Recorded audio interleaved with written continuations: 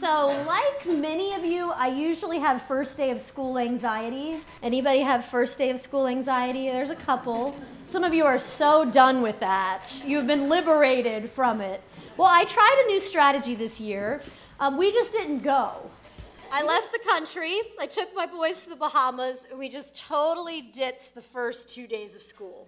Turns out it's a really good strategy if anybody else wants to try it. By the third day of school, everybody was over the hump, people were chilled out again, and we just rolled right in. So on the first day of school, it was kind of a different experience this year. This is where we were. Those are my students, my 7th grader and 10th grader, studying the Caribbean instead of math or English or the things you might study. And this was one of those hours in life that were perfect. I hope each of you have been able to claim in all of the hours that you've had, 1 or 2 that were just right.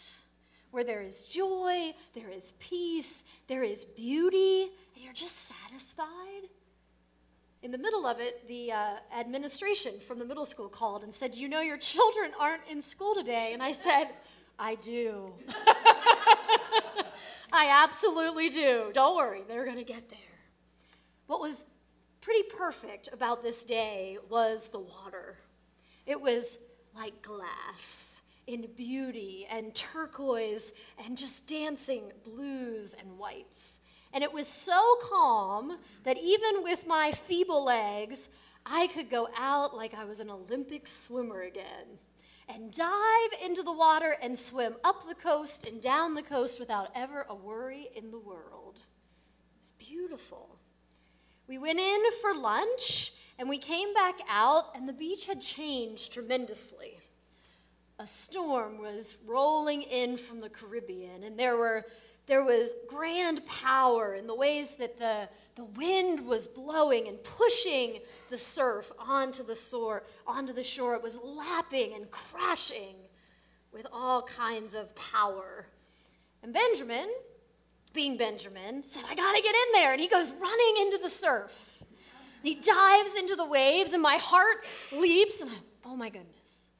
And he swims as hard as he can out into the surf, and then he lets the surf pound him back up on the shore. You know why?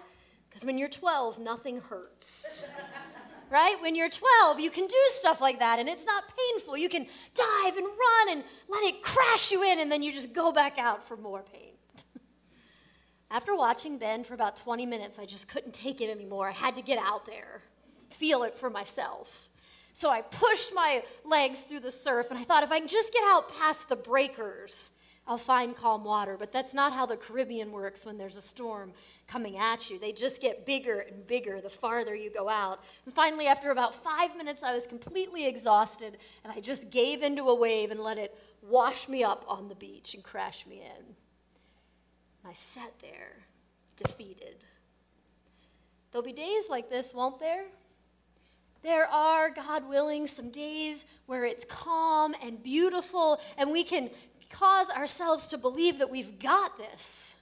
We can swim with the current, we can swim against the current and be victorious. But we know, guys, there are days when the current is too powerful.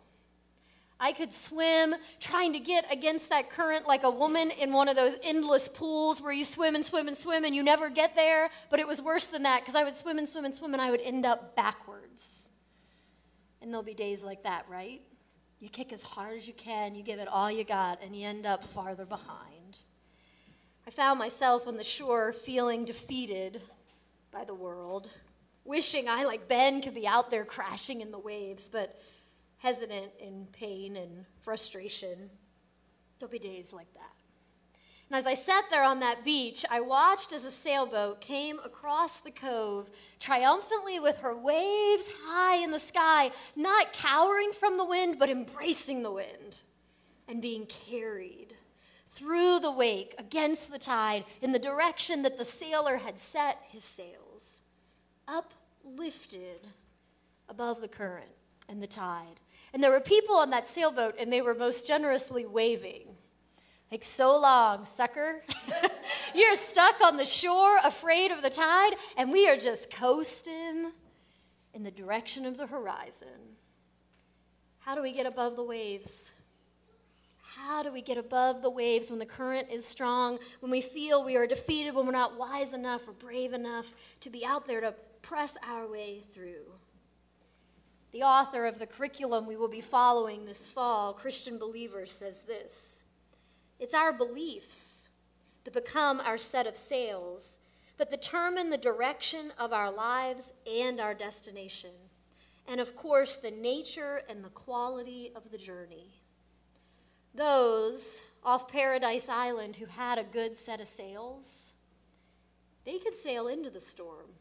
They could go with the current or they could fight against it. They could go in the direction they felt called to go because they had strong sails. So can we.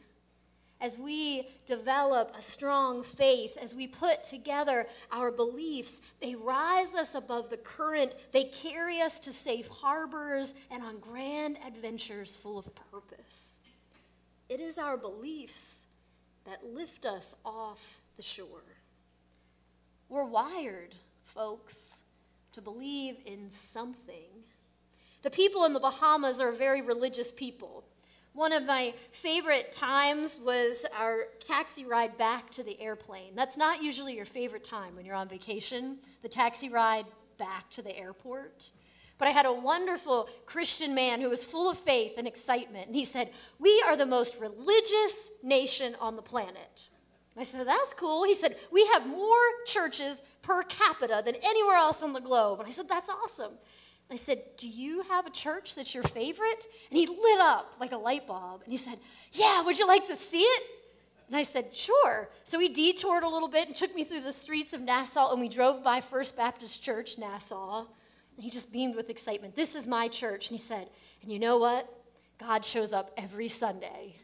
I said, "I'm coming back in January. Can I come to your church?" He handed me his card, and he said, "You call me. I will get you there for free." Now, that's a big deal in the Bahamas if you get a ride for free, okay? Because that's how everybody makes their living, is driving you somewhere. He said, "You call me." So I got a ride in January to go to the First Baptist Church, Nassau. That's going to be a good day. But you know what?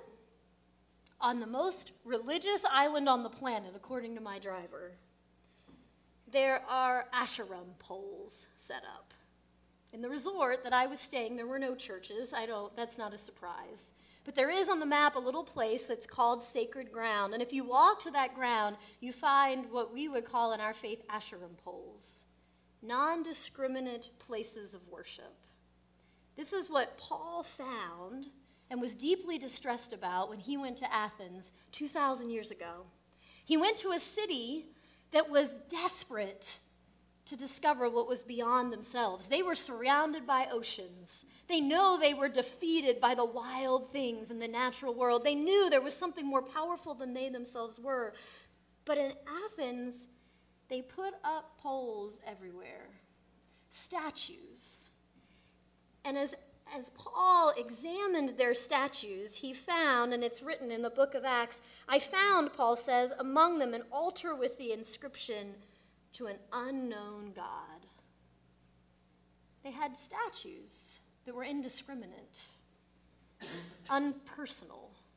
They were there because they knew there was something greater, and they had within themselves this desire to connect with that which was beyond them, more power, more understanding, peace in the storm. They didn't have a name or a relationship with that one. Imagine coming to worship, and the posting is, "To one we do not know." I mean, we can understand why Paul was so desperate in Athens to share his faith in a God that is knowable, in a God that is personal. We can understand that what we believe in matters. It says in our curriculum that we as human beings are by nature believers. It's not a question of whether we will believe, but of what and in whom we will believe. Everybody believes in something, even if they claim they don't. We can put our faith in things without any power. The poles on the end of Atlantis, they have just enough carving that you could imagine it's human or divine, but it has no name and no description, and there's no possibility of relationship. Sadly, many put their hope in a God they do not know, in non-discriminate beliefs, in a vaguity that has no power. Others jump on board to a faith that seems glamorous, something new age and exciting, and find themselves shipwrecked on an island they did not hope to find themselves on. It matters what we believe. If our beliefs are the sails that are taking us somewhere, it matters what is filling us, what is driving us forward.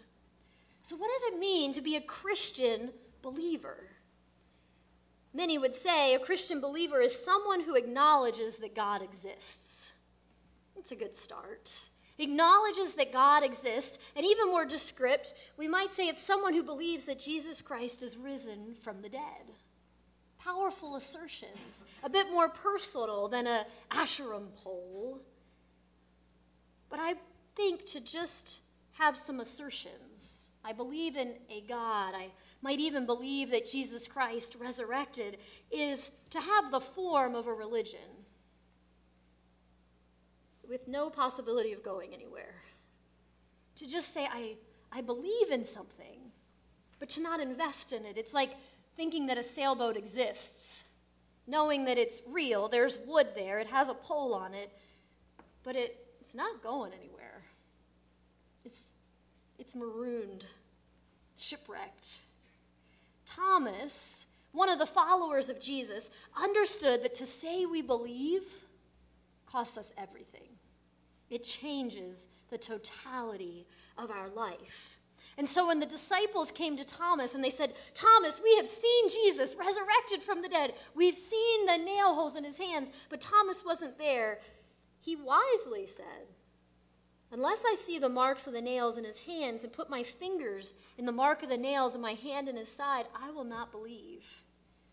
We come down on Thomas. He's the doubter. Maybe Thomas was truly wise. He understood that to believe costs everything. It changes the totality of the direction of your life. And so in his hesitancy to believe, we find his understanding of what a huge endeavor it is. God was faithful to Thomas. And I believe as we embrace the awesome thing that it is to believe that God will be faithful to us. A week later, Jesus comes to Thomas, and although the doors are shut, Jesus comes through them. Hear that? Although there were doors that were shut, Jesus came through them to show himself to Thomas. And Jesus said, peace. You're in the midst of a storm of doubt, of worry, of confusion. Peace to you. Peace be with you. Put your fingers here, Thomas. Don't doubt, but believe. Thomas is confronted with God before him, and hear his response. He doesn't say, I believe in God the Father, and I believe in Jesus Christ. He doesn't just recite a creed, as powerful as that is to do. But Thomas looks at Jesus and says, my Lord and my God. Thomas knows what it is to believe. It's not to believe in a stationary object. It's not just to assent in our brains to a list of proclamations. To believe in God is to say, this God who exists is my God, and I am God's. My Lord and my God announces this relationship with the one who is our present and our destination. I offer to you, friends, that a Christian believer is one who knows God. Not one who worships a God who is unknowable, but one who knows God. Through Jesus Christ, knows God in a particular way, through the revelation of Christ, knows God with heart and with mind, with relationship, with love, and with understanding. Does anybody know the kind of sailboat that's in this picture? It's a particular kind. Yeah, Lewis knows. What is it, Lewis? Catamaran. Lewis knows this is a catamaran because this is the kind of boat that the Smith family rides on. I didn't know when I married my husband John that I was getting into a sailing family. It's a thing. If you're a sailing family, it's a different reality in the summer. And they love to sail. They sail as often as they can, especially when nobody had kids and we had free time, if any of you can remember what that's like. So a few days after the honeymoon, we came back and they said, we're going sailing. And I said, what? We're going sailing. And my stomach dropped because boats make me so seasick. So they got me on the catamaran and we went out and I was fine as long as the boat was moving. But my memory is as soon as that boat stops, I start. And it's not very pleasant at all. So they stop the boat, and my mother-in-law, Helen, says, we're going to anchor here for lunch. And I jumped off the boat. And it wasn't even the tuna fish that she was cooking for lunch. It was that I knew in about 5 minutes I was going to be in trouble. I jumped off the boat, and she said, what's going on? And I said, if I stay on that boat, it's going to get really ugly. I get really seasick. And she said, Jenny, have you ever been on a catamaran? I said, well, no, I don't even know what that is. And she explained, well, it's a sailboat that has 2 hulls. And it's a totally different experience. Come on up. Give this a try. And I climbed up very hesitantly, and I was on that boat for hours and never got sick. Because a catamaran is stable. A monohull is designed to go like this. We've had sailors all morning tell me, oh, that's the fun of it. Right, that's the fun of it. It's really fun to go like this. It's an adventure to hang off the side. Sounds great to those who aren't hurling, right? Seriously. But a catamaran is designed to cruise. It's designed to take you to far off places without making you sick. And so on the catamaran, there's balance. You're not tossed about by every wave. There is balance. I believe that this is how it is to have a Christian faith. To be a believer in God is to have balance. Heart and mind. Relationship and understanding. So we are at once seeking to be in a love relationship with God, growing in that intimacy and that experience with God, but also engaging our minds to seek to understand those creeds, to seek to understand who it is that we love and we worship. Heart and mind gives us balance to weather the storms. Throughout this series, I will introduce you to many Christian teachers throughout the ages. This, again, gives us balance. It's not just the new idea. It's 2,000 years of people with heart and mind understanding Christ. Anselm in 1033 says, I do not seek to understand that I may believe, but I believe in order to understand. For this also I believe, that unless I believed, I should not understand. We might ask, what comes first, understanding or belief? Faith or knowledge? Depending on the teacher, but depending on their journey, they will tell you one or the other. This one says, I believe. And that puts me in a position where I can begin to understand. Does anybody know what the little boat before you is called? They told a sunfish. It's what you get on to learn to sail.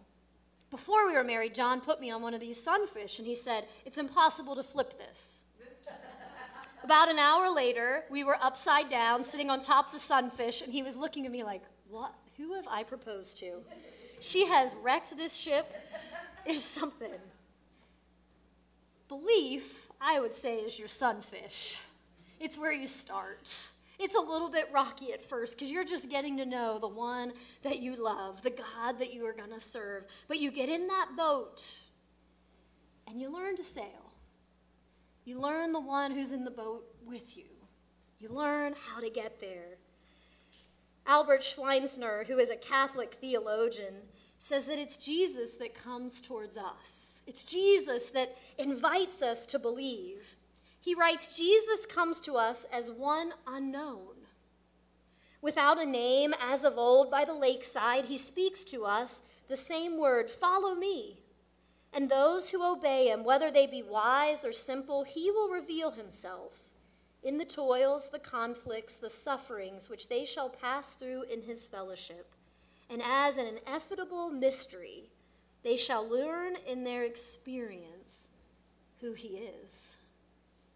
When we make the brave decision to believe, it's not because we fully understand who our God is, it's because we are setting out.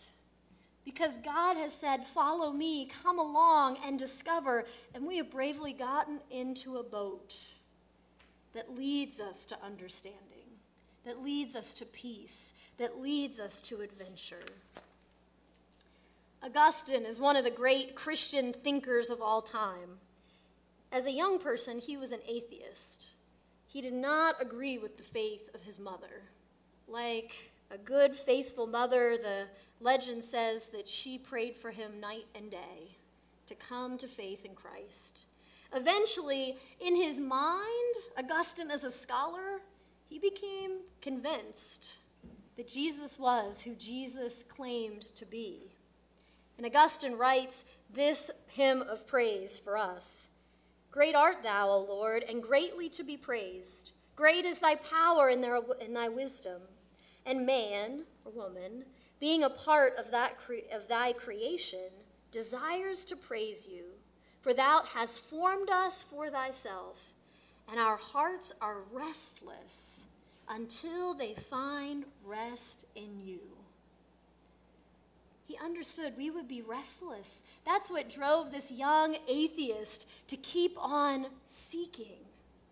I know the sermon's getting a little long, but it is really raining outside. You don't want to be out there anyway, right? There's good stuff in here that's better than that monsoon. Listen to what this young atheist discovered. I'm going to be restless until I believe in the God who has created me, until I'm in relationship with the Jesus Christ who wants to redeem me. I will never find what I'm looking for until I claim faith in God. John Wesley, who is the pioneer of our Methodist faith, he also sought God with his mind, with his thinking for many decades, seeking to understand, to wrestle out the creeds, until at last he experienced a heart warming of God. He was reading scriptures and God warmed his soul. He felt the presence of God. And Wesley wrote, "What Christianity promised is accomplished now in my soul. What the theology, what the teaching have promised, I have now experienced," he said. "It is holiness and happiness, the image of God impressed on a created spirit, a foundation of peace and love springing up to everlasting life." Wouldn't you like to have that pressed upon your soul? Holiness and happiness. This is what our belief system leads us towards. Now, we have one competitive sailor in our congregation. Becky DeSatelier has hung from the sides of sailboats like this. She was telling us all about it at 9:30. She said when she saw this picture, her whole soul leaped for joy. When I see this picture, it has a different physical response to me. That guy has learned to sail. It's not just an emotional experience. It is through schooling. It's through experience. It's through developing the musculature necessary to hang off that boat. Faith, says Douglas Belich, faith is deeper and wider than just a spiritual experience. It's an acknowledgement of the claims of Jesus Christ and an obedience to his commands. It consists primarily in the personal devotion to a living Savior, but it also entails a confidence in the apostolic testimony concerning who he is and what he has done. Next week, we'll celebrate baptisms. At 9:30, we celebrated baptisms. It's in the splashing of that water that head and heart come together. That is the place where we say, I believe. I believe in the God who mysteriously is claiming me in baptism. But it's more than that. Our creeds were written for those who were coming to be baptized. I believe in God the Father. I believe in Jesus Christ. I believe in the Holy Spirit. It is a lifelong pursuit to understand the depth of the faith to which we are baptized. But as we embark on this voyage, we find life. These are written, the scriptures and the creeds, so that you may come to believe that Jesus is the Messiah, the Son of God, and that through believing, you will have life in his name. Believing is life. Our beliefs are our sails, and they are carrying us to some kind of destination. I believe that our Christian faith carries us towards hope, peace, grace, love, and life everlasting. So how do you begin? Accept God's invitation to be known. Acknowledge our restlessness to know. And risk believing in God enough to seek understanding. Get in the boat, put up your sails, and learn to work it. Learn to sail. This is our voyage this fall. I look forward to sailing with you. Amen.